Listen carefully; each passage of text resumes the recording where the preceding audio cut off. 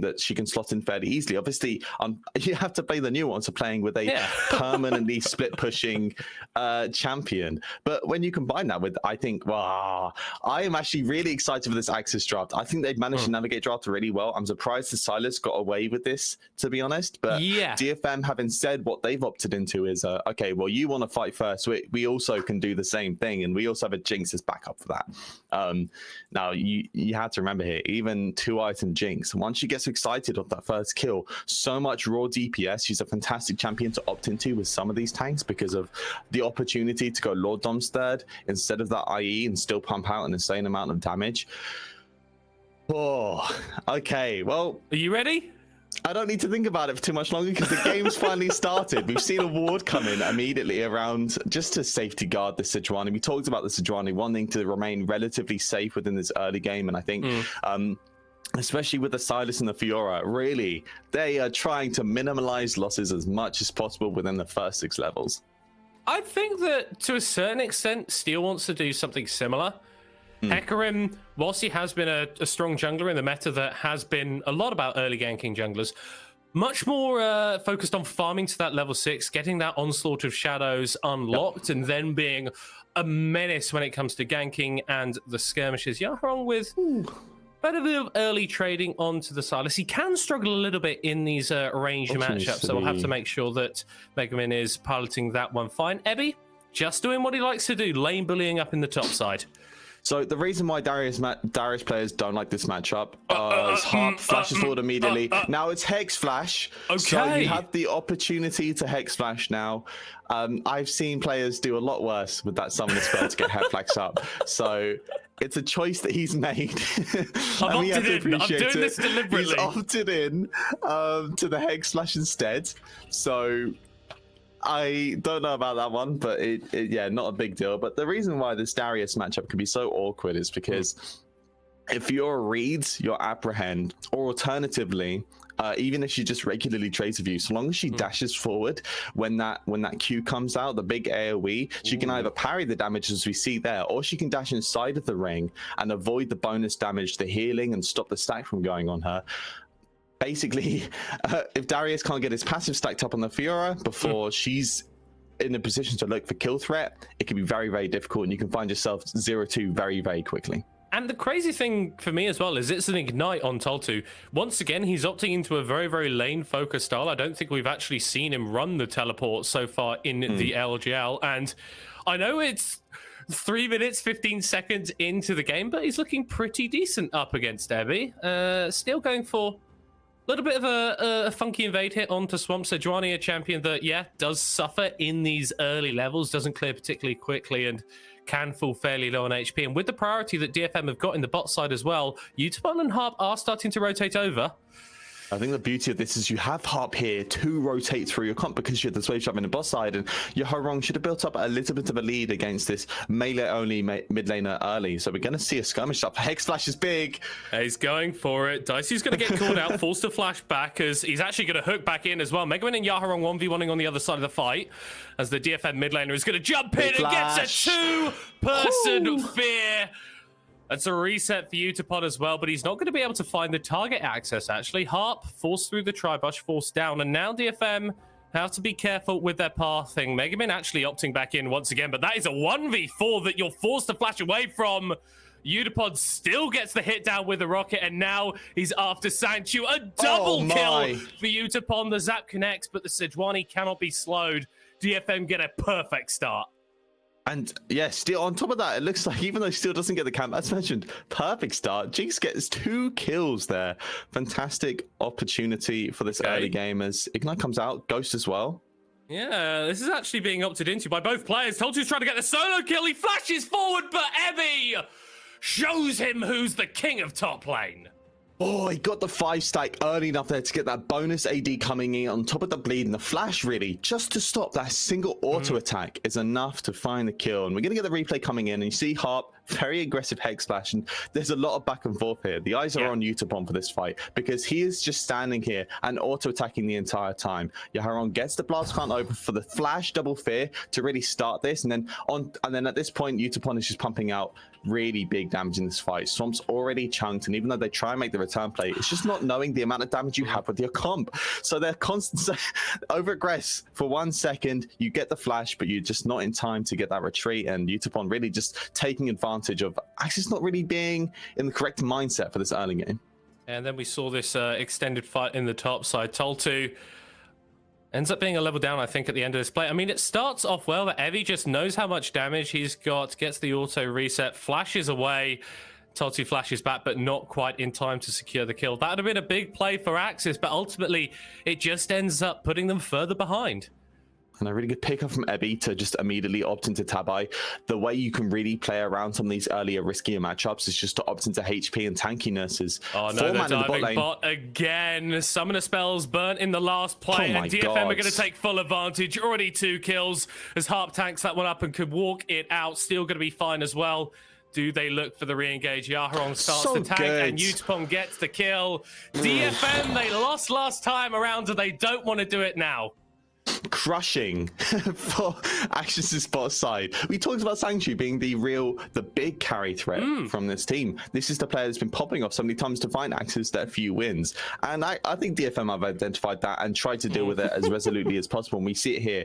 Now, I love this. So Harp is the first one to go in. He uses the majority of his HP to burn through some of those turrets. He uses a W to dodge that remaining. Then Steel is tanking for the second kill. Yaharong with the most HP comes in to tank this final couple of turret shots to secure that triple for Utapon. And Utapon is now 4-0. Forge gold bounty at 7 minutes and has already picked up the majority of items for his mythic there. Yeah, Jinx is still with it. It's pretty good, and that level of coordination is something that surprised us at the start of the split with this DFM, but it doesn't surprise us anymore. Like, they've probably been the most coordinated team in the entirety of the LJL. Saying that, though, Ebby will apprehend Toltu, who gets the riposte and actually uses the Grand Challenge as well. Noxing Guilting goes down early, but Ebby's just stood next to the wall. Toltu's not going to get in range to kill him, and the bleed is coming through, and it ends up being a 1-for-1 trade. Well played, Ebby. What a classic. This is how you play to the Fiora. I think it's, Ebby's really lucky there to get that return kill onto Toltu. I think Toltu just aggressing a little bit too much because he knew that Swamp, as soon as Ebby gets those 5 stacks from Swamp, it's a ticking timer before he can ulti Swamp and then play for that 1v2. So he has to opt in for that kill trait there. Ebby did a classic Fiora trick. He just hugs the wall, and then Fiora can't get the last vital proc to proc the ultimate and get that healing going. And Steel and Yaharong, they're walking in. Oh no, Swamp has his AirPods in. Does Arctic himself away and is forced to flash too. So could have gone a lot worse, but the Sidrani bullied in the bot side with those invades from DFM, bullied in the top side with this invade. Ultimately, only sat at a single kill participation, which is really not great, and Steel still able to walk it away. It's actually multiple members of DFM rotating up for this Herald. And this is how you want to play with a set. He needs to be on map as much as possible, utilizing the early game. Utapon, it's big Fid, hooked, taken out. Sloppy positioning from the DFM AD carry, and AXIZ punish appropriately.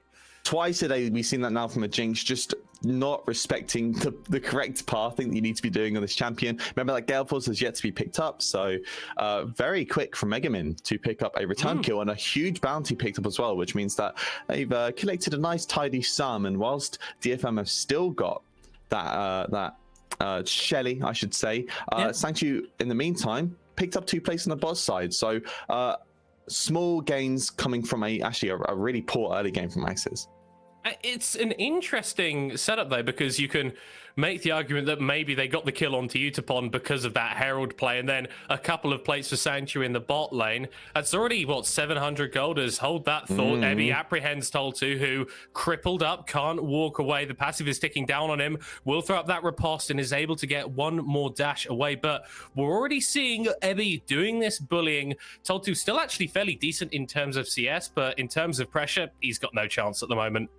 Key itemization from Ebby here is really important. I think I mentioned it briefly, but having as much HP or defensive stats as possible early to get your passive before the Fiora can respond is really, really important. On top of that, he picks up early executionist, because every time Fiora procs one of those passives, he gets some healing alongside with the ultimate and grasp, and that's going to minimize all of that healing.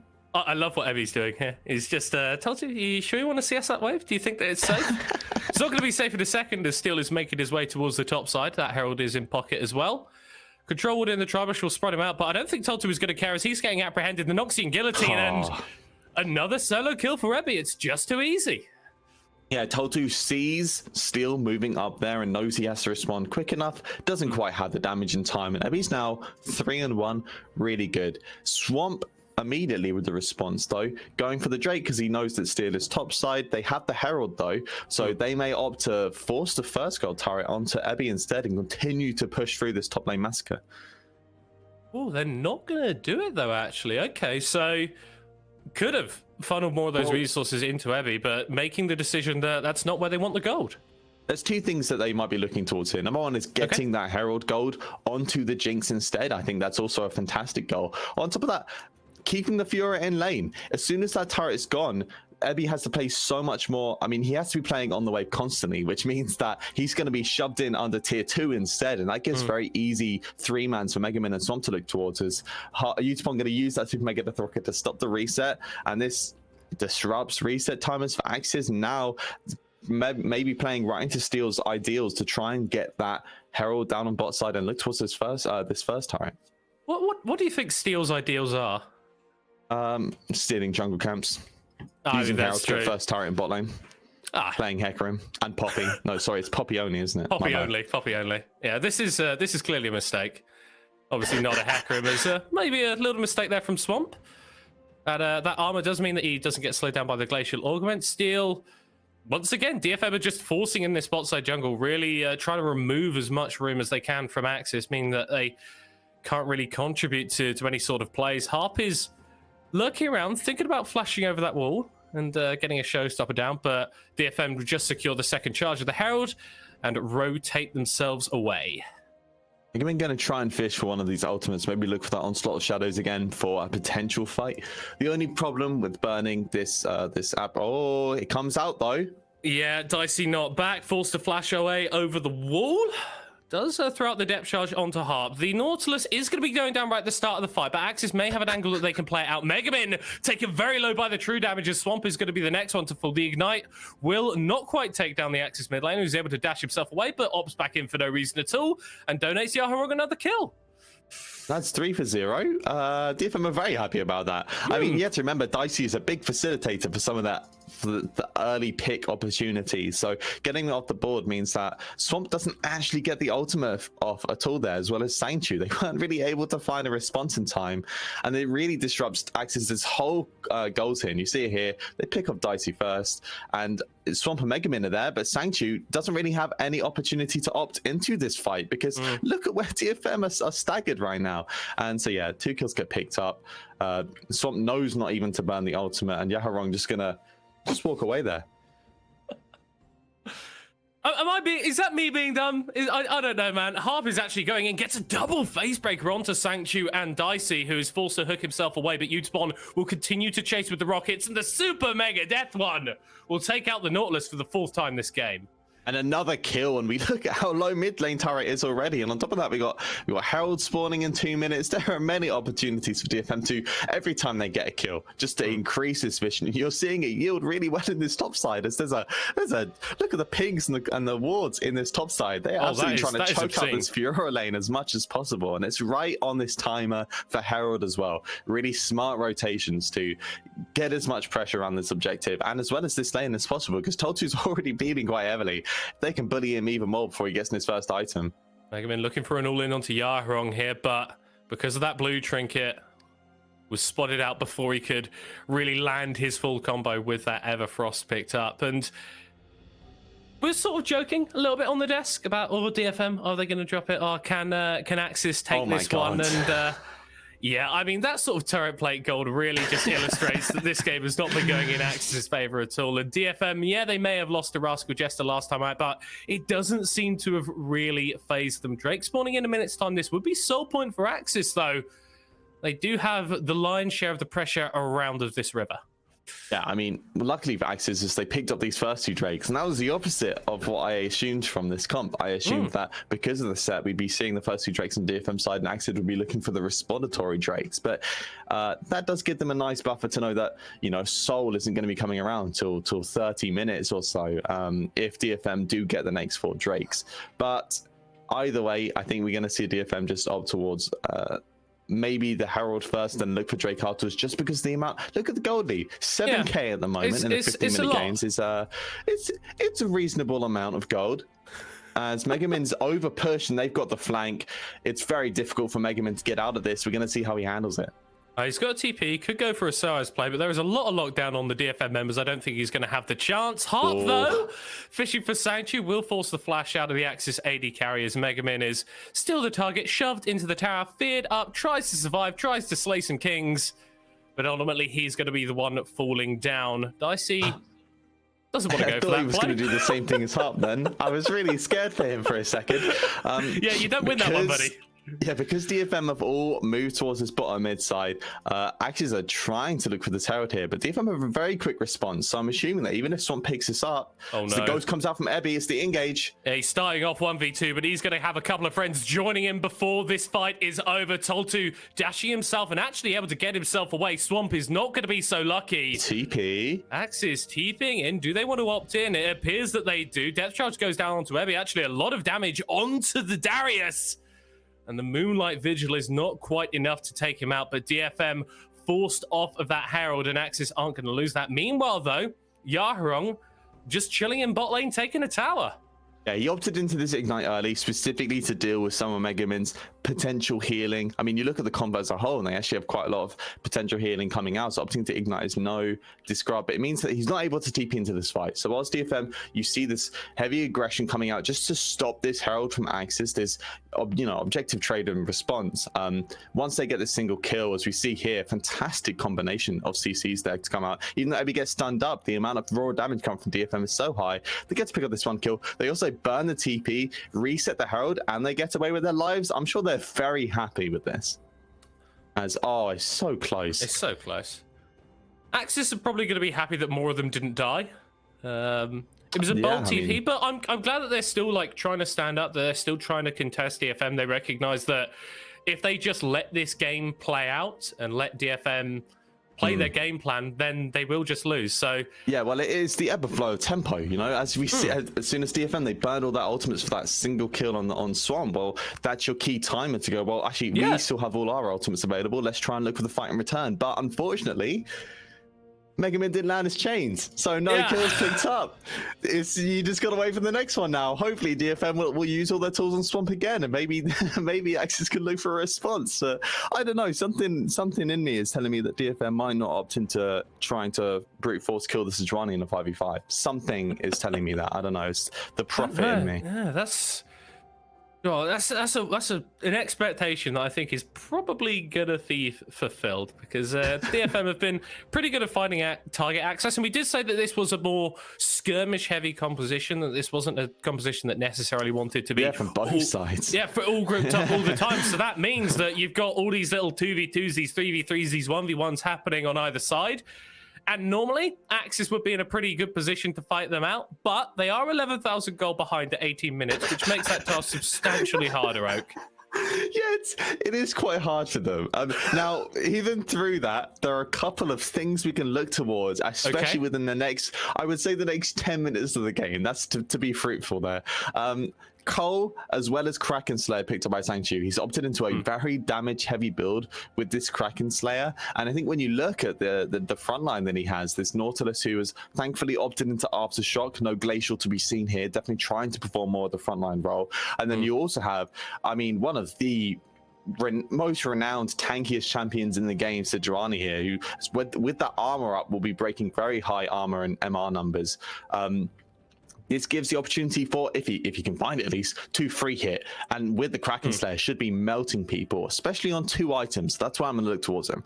On top of that, CDR boots and the Everfrost picked up by Megamin. He also has a stopwatch. This is a big potential play if he can find the correct ultimate and the proper usage out of it to start a fight well for his team alongside Swamp, and maybe some more cohesive engage to pick up a single member of DFM, because even Steel and Ebby being the tankiest members of the team, they still might have the damage with Toltu is very caught out. It still just throws up the Herald, just doesn't care. Oh, and he flashes into the chompers.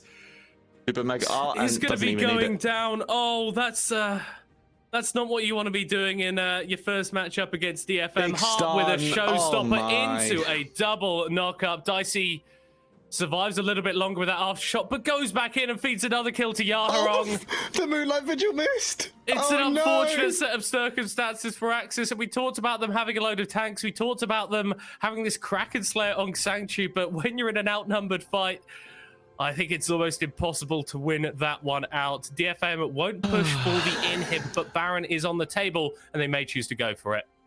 I've learned a lesson here, as we're going to see. Yeah, Toltu. Oh, this happened earlier with Megamin. You feel like they've learned their lesson as Toltu caught out on top side, no turret to protect him. A instant ulti coming out there to avoid Toltu from parrying it, and then flashes into the chompers. And whilst the ultimate's already blind, he thinks he's safe. Gale Force comes in and picks it off. Yeah, I should learn my lesson.